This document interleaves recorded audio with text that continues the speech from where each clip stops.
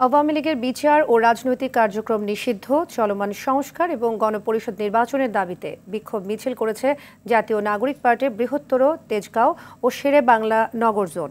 মঙ্গলবার বিকেলে রাজধানীর খামারবাড়ি মোড়ে আয়োজিত সমাবেশ থেকে বিক্ষোভকারীরা জানান, দেশে আর কেউ গণভবন, হাওয়া ভবন অথবা ইয়াবা ব্যবসায়ীদের আধিপত্য দেখতে চায় না।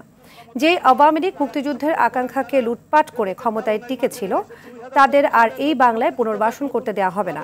আন্দোলনকারীরা বলেন, একটা পালিয়ে যাওয়া গোষ্ঠী দিল্লির প্রেসক্রিপশনে আবার পুনর্বাসনের স্বপ্ন দেখছে।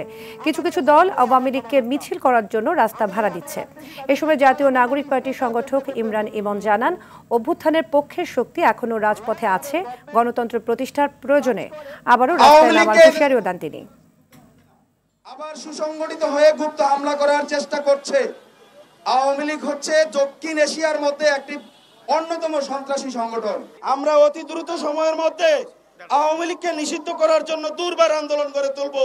এই শহীদদের নাম কোনোভাবে মুছতে দেওয়া যাবে না। নাম মুছবে শুধু আওয়ামী লীগের। এনসিপি নামে রাজপথে আছে, এনসিপির প্রত্যেকটা সদস্য আওয়ামী লীগের জন্য ত্রাস হয়ে আসবে।